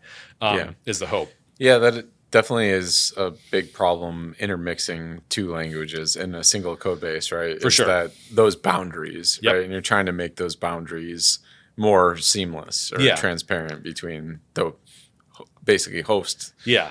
Yeah. Now here's the cool part. So usually when you're doing something like that, like let's again go with the example of like JavaScript. If I'm trying to embed, like let's say I want to bring JavaScript into Zed for some reason, even though we're like, no, let's get away from Electron and all that, let's say we wanted to do the like UI components in JavaScript for some reason.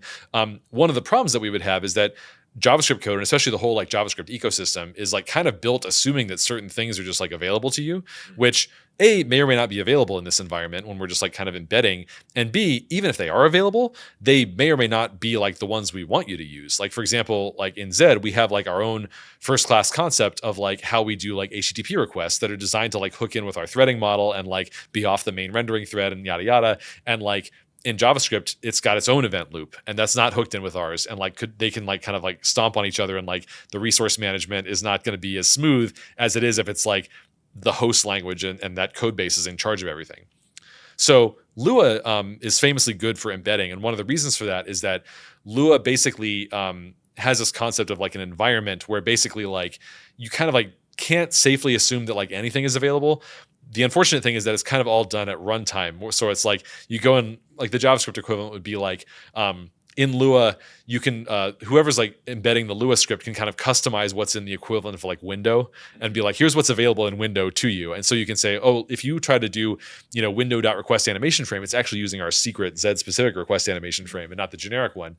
So you can do that. But if you want to say like this is not available, you're basically just like, well, I'll just take it out of the window object, and then if it's not there, it's just going to crash, which is not what you want, especially not when it's like, well, there's a whole ecosystem built on top of this. The thing that Rock does that's novel is that is at compile time like our first class thing. So every Rock program has two pieces to it. One is the platform, and the other is the application. So the platform is basically like a low-level language implementation of whatever, so like Zed or something more generic than Zed, like that's just like a Zed, except you just like made it generic and it's like just a framework for building like GUI apps in Rust. That's the platform piece. And the application piece is basically like, this is just my like user code for this particular use case. Like this is my actual like program. So one way you can do this is like you're embedding in an existing code base, like in the Zed example, but the much more common use case that I anticipate is actually more like the platform is kind of like a framework. So it's like, for using the native desktop app example, it's like you pick as a platform, somebody makes the okay, so in Zed we call it GPUI is the name we use for our like in-house like Rust, graphics rendering framework. So you could say like, okay, I'm going to make a Rock GPUI platform. And what that Rock platform exposes is a whole bunch of Rock specific APIs for doing stuff for like, graphics, whatever. Under the hood, it's powered by Rust, but as the Rock application author, that's an implementation detail I don't even care about. I'm just writing Rock code. I don't know. I mean, maybe I'm aware of the fact that it's Rust under the hood, but I don't need to know Rust. I don't care about Rust. I'm just like, well, here's this nice Rock interface that gives me all the primitives I want. So it's got like, here's like how to do my file IO, and my network IO, and my rendering, and my this and that. And the important part is that if I go to a different platform, like I go to a platform that's for like web servers, that's going to have a different set of foundational primitives. They're not going to have drawing primitives, not going to have rendering, but they will have network stuff. And also they're going to have like ways to deal with incoming HTTP requests, which the GPUI one will not, because it's not a server. And the whole point is that the entire ecosystem is built around this awareness of like everybody who's building a Rock application is picking from a platform that has a particular set of primitives. And so if you want to make a platform agnostic package, like for example, like a bug snag for error reporting, something where it's like, oh, a bunch of different platforms might want to use that. In fact, Zed might want to use that for its error reporting, and also a web server might want to use that for its error reporting. You have to design your platform in a way that is generic to just like, this could work on any platform as long as it has HTTP capabilities. There's a whole rabbit hole on like some really cool security and testing benefits that come out of that. But the important part is that we've really made it first class, the concept of like, yeah, I'm building for a particular use case, and that particular use case has a specific set of primitives that only make sense in that use case. So the Rock standard library is all data structures and pure functions. There's no I/O in the standard library at all. That all comes from your platform. So one of the other things you can do with this is you can make a platform that has really good security guarantees for using Rock for like plugins, for example. So let's say that I wanted to, like in Zed, we have like a plugin architecture. Obviously, like, you can make extensions for our code editor. And it's all done in WebAssembly. So this is like another thing that WebAssembly does, where WebAssembly is like, oh, you have this really locked down set of primitives, and then you have to like be granted access to like be able to do like network stuff or whatever. Like at face value, WebAssembly programs are only allowed to basically do the same kind of thing. Like they're allowed to allocate memory, and that's about it, and like run pure functions. And the cool part is that Rock takes that same kind of security model of like, you don't have access to this thing unless the platform explicitly gives it to you, and then makes it so that it's like a first-class thing in the whole ecosystem, and every library is built around this in mind. It's like if I'm building my Rust web app and I pull a library off the shelf, what if that library is using like a file system read or write from the standard library? Like, what is that even going to do in WebAssembly? It's like, I don't know. Is it going to write to local storage? Is it just going to like crash? Local storage is a 5 megabyte hard cap. Like, what is it going to do about that? Is it going to write to IndexedDB? Because like that has a bunch of different trade-offs from local storage. So like, what is even going to happen if I use that? But that's just like what, Rust is not designed for that type of thing. So that's like both novel and I think also useful if you're trying to target the long tail of domains, because it means that like each different use case, like robotics is different than native GUI apps, which is different than web servers, which is different than command line apps in various ways. Command line apps can read from standard in. Do you want your website to be able to, web server to be able to block on reading from standard in? That doesn't make any sense. And so putting all this together, I think for a given use case, I think you end up with an experience that feels a lot like you're just using a framework. It's like, if you're writing a web server in like Rails, it's like, okay, that's my framework. It's got the set of primitives that I use, whatever. But now you can sort of have an ecosystem that's like designed to be agnostic to all these different use cases and like is aware of the fact that you have these different things. Okay, one more use case that's kind of cool. Dino famously has this like permissions model. So you can like run a script in Dino, and if you don't give that script command line permission to do like network IO or like writing to your disk, then it'll just like error out and be like, oh no, you couldn't do that. You can just build that as a Rock platform where like you have scripts that can run on it, and guaranteed if it's like using that platform, you just check the one line of code. I was like, which platform am I using?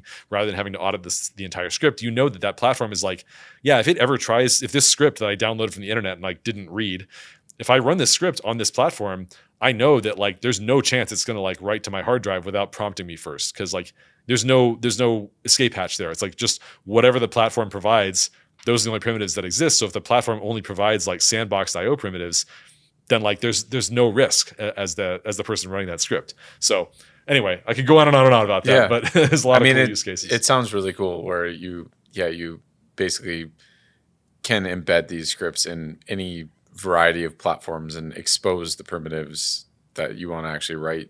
So it could be, a really safe, environment to program in, like in theory. That could also be interoperable if you're like, right. And it's all type checked. It's all like functional style, but there's also a lot of interesting design characteristics. It's exciting. I would say though, on a separate note with Zed, I just like generally hope it wins because I'm so sick of like low performance, buggy software, and like Zed is super fast, super lightweight, And it would be great to see like software like that win, and then kind of like send the signal to the rest of the industry, like, hey, all your software is crap. Can we just like make apps that are fast and performant and like highly engineered?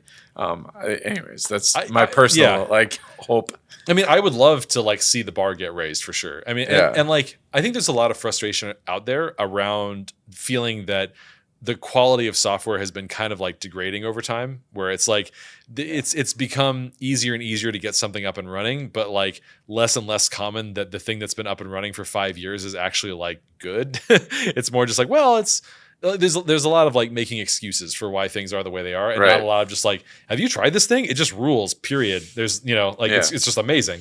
At least when and it you're comes not to software, making trade-offs in terms of like it can do everything that you need it to do. Plus it's fast. Yeah. And I mean, like Zed, right now, like, it's not available on Windows yet. Well, sorry, if you build it from source, it is, but it's not like not all the way there. We're not quite ready to ship it stable. So it's like still a work in progress, but yeah, I mean, like what is done is like very high quality and like runs really fast and is reliable. And I'm like super stoked to be using it. Like, I mean, that was why I joined the company, was just like, I'd had such a great experience with it. I was like, this is awesome. I want to be a part of this. Yeah. And all I'm saying is more of that. Like, I just totally hope agree. Somehow, some way, but with AI and all this stuff, it seems like it's going in the other direction.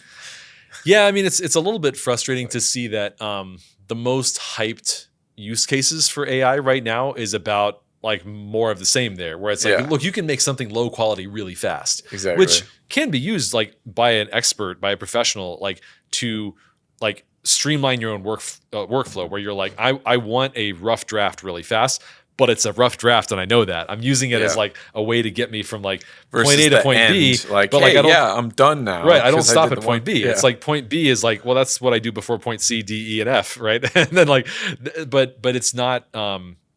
You can use it that way. That's not how I personally use it. But like, that's not the hyped way to use it. The hyped way to use it is to be like, you're gonna like one shot this whole thing. And I mean, you can look around at the quality of software. Like, it's like ChatGPT came out more than a year ago. It was like 2 years now, coming up on it. Couple years. It's like obviously. Like, there's been plenty of time for these tools for the impact of these tools to be seen on some level. Now, you can always play the game of like, well, yes, but like you didn't have agents with tool calls until much more recently, and like, okay, fine, but like at some point it's sort of like, okay, but where is all this really high quality software? Like, is it just around the corner? I hope so. That'd be great. But I really wish that we could kind of change the narrative around like, if you're using AI to build software, use it to build higher quality software, not like lower quality software faster. Yeah, exactly. We already have enough of that. Well, we're definitely on the same page there. Yeah. And then just in general, like I've seen your conference talks. I think that's probably how we got in touch. But I think it was Brian Holt, actually. Was it? Okay. Yeah. So I remember getting a call from you, and it was like, I guess there had been some demand for like Elm courses, and Brian was like, "This is the guy you should talk to." I'd never met Brian, actually. I met him later after Frontend Masters, and I was like, "Hey, thanks for the recommendation." That worked out really well. Yeah, awesome. And why do you like teach? What was your impetus to start getting into like speaking and teaching? Yeah, I think honestly, it's just like wanting to spread knowledge. Like for a long time, people would tell me like, "Hey, you're like the main Elm evangelist," and I never saw myself that way. I always saw myself as like an Elm educator, and I think the difference is like, to me, an evangelist is somebody who's trying to persuade people. Like, I never was like, "Hey, you need to use Elm." It's more like I'm like, "Hey, you need to know about Elm." Like, if you know that it's out there and you decide not to try it, okay, also reasonable. But the thing that I like always motivated me is like, I just want people to know what's out there, and whether that's like Elm because I had such a great experience, I just like wanted to share that, like, so people could like other people could try it and hopefully have the same experience I did. Or like, I mean, yesterday I taught a course on C, and my motivation there was just like, as I've gotten more and more into lower and lower level programming and gotten like closer and closer to the OS, I'm like, this stuff is A, not as mysterious as I thought it was, and B, like way cooler and more interesting and like more useful than I thought it was. And I was like, I just want to tell people that. Like, I want people to know, like, to have the experience that I did about discovering that it's like, oh, this doesn't have to be this inscrutable, scary thing like I thought when I was a lot younger. It's like, actually, this is something that just has trade-offs like everything else, and you can just like learn it and understand it. And like in the course, I really tried to, I mean, you were there, like I try to give people a feel for not only like, here's the potential, like look how fast you can make things without having to make them really complicated, but also just like, look at all these foot guns, they're everywhere. Like, you know, and it's like, but like, let's understand them. Let's not just be like, see as sort of abstractly scary. And I don't know, yeah, I don't want to think about it, and rather be like, no, look, like here's an example, like here's how you do like a buffer overrun. Like, you don't want to do that. Here's how you guard against that, right? Like, here's how you do, you know, this and that, like segmentation fault. Like we, in the exercises, I'm like having people intentionally cause all sorts of crazy bugs and errors that have like horrible to diagnose and like try to track down symptoms. And then, but I'm just like, yeah, that's part of the experience. And like, I just want people to understand that and like not be like scared of it or be unaware of it. Just to be like, yeah, this is like a really useful thing to know about. It's like part of programming, and like I want to share that, like get that out there for people. That's awesome. Yeah, you built like a whole web server in like 200 lines, and it had image support and could render HTML. Yeah, I mean, it was like, I mean, good enough that like you could just use that for your local, you know, web development of like a static site if you wanted to. You know, just straight up the thing we built in the workshop, like from start to finish. That was pretty awesome. And then why do you? So yeah, like why do you keep teaching? I guess what part of it kind of continues to compel you to like come back, right? Because you taught Elm for a while, and then you kind of got into Rust. You taught Rust. Now it's C and static type compilers. Maybe someday it'll be Rock once that's really popular. Right? Yeah. Also, but definitely, I mean, to me, I think it's like two things. One is that the desire to like spread the knowledge and just like get people to know about these things that I think are awesome is still there and just still feels the same way. And what changes is that I keep learning. So I keep learning new things, and then I like, oh, like I want to share this too now. Like I wouldn't have wanted like 10 years ago to do a C course. I would have no interest in that. I'd be like, you mean that thing that I tried like a long time ago and had a terrible experience with? Like, no, why would I teach a course on that? But now that I've like learned more about it and got really into it, because honestly, that was all for Rock too. Not because we were like writing Rock's compiler in C, but rather because like once you get down to the lowest level, like operating system stuff, like the OS APIs are all in C. So if you want to learn like what is the absolute fastest way to like do file IO, you just have to read the C APIs that the operating system exposes, because like there's literally nothing lower level that you can get without doing like OS kernel development. But if we're building for modern operating systems, that is as low as it gets. So I kind of like got more and more into this world and learning more and more about performance optimization. And the more I learned, the more I was like, why was this like hidden away from me? Why was this like so hard to access for me? Like it was, I knew conceptually that it was out there, and like people do it in like the mysterious world of game dev where everyone's a wizard. And I was like, but actually it's not wizard stuff. It's just like, it's just not taught. And I was like, well, somebody should, I should do it. I should just go and like teach a course at Frontend Masters, because this is where I teach all my courses.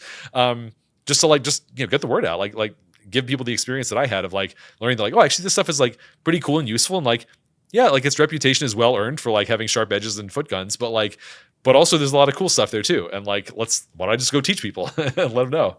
Yeah. And how about any advice you would give to people who are interested in teaching? People who are interested in teaching? Okay, so I could get into a lot of really tactical stuff, because I've definitely learned a lot of stuff over the years about like what to do and what not to do. But I guess big picture, the biggest things that come to mind are, one, trying to focus on putting yourself in the shoes of the people like who are learning. So I can give a counter example of like what I think is like what not to do. One of my biggest pet peeves with typed functional programming and the way it's been taught, and actually I think something that has been kind of holding back like typed FP as like the way it's been taught, which historically has been the following. You start off with like, okay, I'm going to teach you a course on Haskell. And the first thing I'm going to do is I'm going to talk to you about types for about 2 hours. And then at some point after the lunch break, when everyone's sleepy because they just ate, then I'm going to do hello world, and we're going to finally get into IO. I think this is like totally backwards, because if you think about what does the person in the audience actually want? What are they looking for? They're like, I want to build a program in Haskell. Can you teach me how to build a program in Haskell? But the thing is, if you've done Haskell for long enough, it's very common to get into this mindset where you're just constantly thinking about types and like how they fit together and stuff like that. And that makes sense as an experienced Haskell developer, because you've already gotten past the like hello world and all that. But it's so easy to just like default to what's comfortable for you, not what's comfortable for your audience or what your audience wants. And so I've just seen this over and over, that people will start off teaching the thing that they're always thinking about, rather than thinking about, wait a minute. Like, what is this person coming to this thinking about? What do they want to get out of it? And then working backwards from that to like, how do I teach things, and like in what order do I teach them? And I think that often ends up with like, you end up with a totally different set of things that you're teaching in what order, even if by the end of, the thing, you've still like covered the same subjects. You put different weight on different things and you put them in different places, like and order them differently. Yeah, like teaching from their context rather than your own Yeah, context. yeah.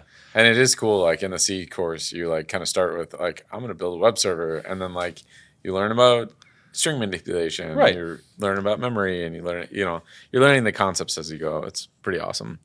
And then just kind of looking forward, I know there's probably a lot of things you're excited about with Rock and Zed, but yeah, I mean, short term, is there what are the things that you're really excited about? So I would say there's a couple of things that immediately come to mind. So when it comes to Rock, like we just started rewriting the compiler from Rust into Zig, and that's been really awesome, but I've been busy with other things and I haven't really been able to dig into it. So it's like the other people who are working on Rock have been getting to have all the fun on that. So on a personal level, I'm very excited to like have all of my other things wrapped up so I can like finally dig in and do some of that. Although I have to be disciplined, because one of the other things that I really need to do is like to sit down and write a language reference, because we've had a tutorial for a long time, but not a like, hey, I want to like learn everything there is to know about like strings and Rock. Where do I go for that? So there's a whole bunch of like documentation I need to write first, but after that, then I'm going to get it to actually write some Zig code. But also I'm really excited. Like, so I've been working on the AI side of things at Zed, and I guess I would say the specific thing that I'm excited about there is actually finding out like, what is the practical, useful application of the AI that's just like, just put all the hype out of the way. I'm like, I just want to like build high quality software. How can I use these tools to make it easier for me to build high quality software? And you would assume that that's the question that everybody's trying to answer right now. But it really feels like a lot of people are actually just trying to be like, what is the thing that will make the coolest, flashiest demo video that then if you sit down and try it, your experience is like wildly different, and or like you can reproduce the demo video maybe, or maybe you can't. But then afterwards you're like, and I have this like dumb website that like if I try to expand on it using the same techniques that got me here, like it totally falls apart. So I'm really trying to figure out like, or like, I mean, we at Zed are like, we're trying to build the best code editor. Part of that is like, well, here's this new set of tools that didn't exist before. How can we make something that's really good for people who want to build really high quality software? I'm sure there are other people out there who are working on that. I don't want to like paint everyone with a broad brush, but it really feels like in the AI world, it's mostly like the vibe coding and like how can I jam out slop as fast as possible? Yeah, that's social media, like whatever gets the clicks and all that kind of stuff. So I think that that like forms the zeitgeist of like, how we think about AI or whatever. But like, I think behind the scenes, at least, us at Frontend Masters, you guys at Zed, and a lot of different companies, I think the actual engineers are like, hey, how can this actually apply to the real software that I'm building? Not like, vibe coding some like demo. And I like the countercultural aspect separately of like, I don't think of myself as a contrarian, but I do often find myself doing non-mainstream stuff. And certainly within the world of AI, trying to build AI stuff to help programmers do their jobs better and make higher quality stuff feels countercultural right now. And I'm happy to be on that team. That's awesome. Yeah, you mentioned a couple like specific, or can you even talk about like specific features that you're it's all excited open source. about it? Like, the whole code base is open source. So you can just go look at our so commits. What's a particular AI feature that you're working on? So the thing that, as of this recording, like right now, today, we are shipping in private beta and are going to ship to like stable channel, I don't know, a few weeks later, is like the agent coding. So this is where you have like a panel on the side and you can just be like, hey, I want you to like try to implement this bug fix or try to implement this new feature. And I was talking to you earlier, but like the way that I've been using this has been really interesting that I haven't seen people talk about working in exactly this way, but basically what I'll do is I'll load up like 4 different Zed windows, each of them with a different checkout of the same code base. So they all have their own like independent parts of the file system. And then basically in each checkout, I'll say like, okay, I'm going to pick a particular task off of my, list of things that need to get done. And they're generally like kind of chore stuff, like the things where it's like, this needs to get done, but like, this is not the thing that excites me about programming. It's just like, I got to take care of that at some point, And so I'll just be like, okay, I'll tell the agent like, hey, here's your thing. Go do this in this style. Give it some guidance. Like, and go. And it takes like a while to do this. And I've learned like, at least as of this recording, like Claude 3.7 Sonnet is like the best way to do this. Although Google just came out with Gemini 2.5 Pro, and some people are saying it's better. Some people are saying it's worse on like big code bases. This is like 500,000 lines of Rust. So it's like not your like one-shotted, like a very low quality game or website or whatever that you just like, it's spit out. But I'm basically like, go look at this file and this file, like this part of the code base, and I want you to do it in that style, kind of like follow the guidelines there. And what it comes, and so I'll set that off running, and it's going to take several minutes to go and like, if you watch it, you see it like banging its head against the wall, and you'd be like, what are you doing? Like, this is totally the wrong way. But actually, I found that if you let it bang its head against the wall enough times and like crash into the guardrails, more often than not, I'm not going to say 100% of the time, but like quite often it comes back with something that's like usable. It's not ready for a pull request. I need to rewrite a bunch of it, but it's like, I like to think of it as like a rough draft generator. And the cool part is I can get 4 of these rough draft generators going in parallel on like, different checkouts of the same code base. So I'll pick up 4 different tasks. While this one's running, I'll go to this other one and be like explaining to it what I want it to do. I'll go up, do a third one, do a fourth one. So far, 4 is my limit of like agent juggling. And then like while I'm writing the prompt for the fourth one, like explaining to it what the task is and giving it context, I'll get a notification from Zed that's like, hey, this agent's done. And I'm like, okay, cool. So I'll like switch back to that window and be like, and look at the code that it wrote. And I was like, no. This is like, what I meant is like, and I clarify, I'm like, okay, no, like do this part in this way. So rewrite this thing. This is all wrong. And like, do it in this way, or like add tests or whatever. And then I'll just kind of switch back and forth. And eventually, at no point was I like focusing hard on any of these, but once they're all done, I'm basically like, okay, I now have 4 rough drafts that I didn't spend much like coding time on. I spent a lot of time explaining, but the amount of time it took me to get to those 4 rough drafts is definitely less than if I'd sat down and like programmed them all from scratch. But they're rough drafts. They're not like ready to check in. They're not like good code. They're just like, okay, this like works. And one way that can be really useful is sometimes these are things where I'm like, I need to like try it out and see if this approach like feels good in the actual like app. So it's really nice if I don't have to write that, because then I can just try it out and be like, oh, this is terrible. This is like the wrong direction. I'm really glad I didn't like gold plate this, because this is going straight in the garbage and I'm going back to the drawing board to like figure out a different approach. That's really nice to like to have the time savings of like, I didn't even have to write the bad code at the beginning. I don't care it's bad because it's going in the trash. So that's the time savings. But then also like the amount of time it takes me to go from a mediocre rough draft that kind of works to like actually like good code that's like taking performance into consideration and like all this stuff, like polishing it up and like cleaning up and stuff, is less than the amount of time it would take me to like start from scratch and just like get to that point. So I'm not claiming it's like, this is making me like 10x as productive, like we talked about. That's like a pet peeve of mine, is like people throw around these numbers that are like, obviously, like if you look, it's like, if you are 10x as productive, you don't need to self-report that. People can just observe that and be like, wow, it feels like, how many podcasts per month do you come out with? A couple or whatever. Couple, like 2, let's say, right? So it's like, okay, so what if instead of like 2 podcasts per month, you're like, oh, we have like 2 podcasts per day now, Like people notice that. You don't have to be like, I feel like I'm about 10x as productive in my podcasts, like, no, like, I mean, that's the type of thing that, is really easy to tell from an outside observer. And yet people are just going around throwing around these numbers like, oh, our team's like 10x as productive with like these AI tools. It's like, no, you're not, because you wouldn't need to tell us if you were. Everybody would be asking you, how are you able to achieve these outcomes that are so wildly different in such a short time span?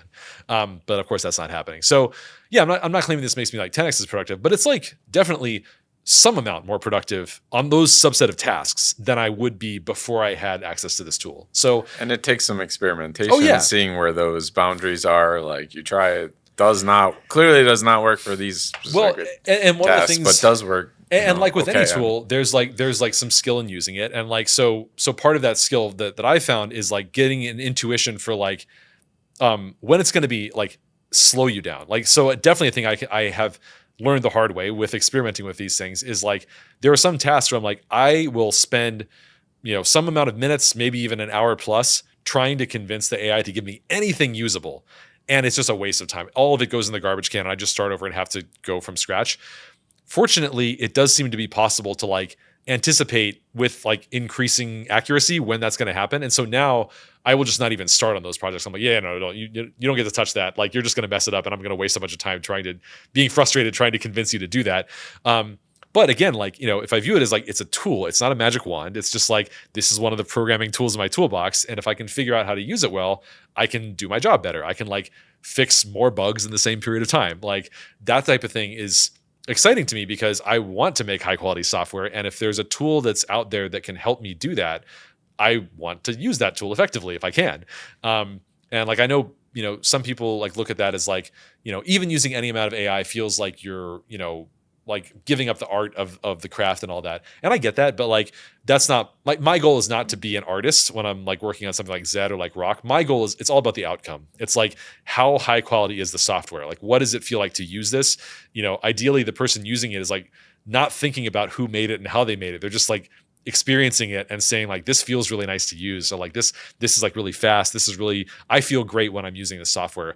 That's what I really care about. And any tool that I can find that helps me do that better is exciting to me. And like the fact that this is kind of like uncharted territory and it's kind of like an evolving space, it's like there's usefulness here, but you got to really cut through the hype and figure out like in what cases is it useful? How do you use it to make higher quality software?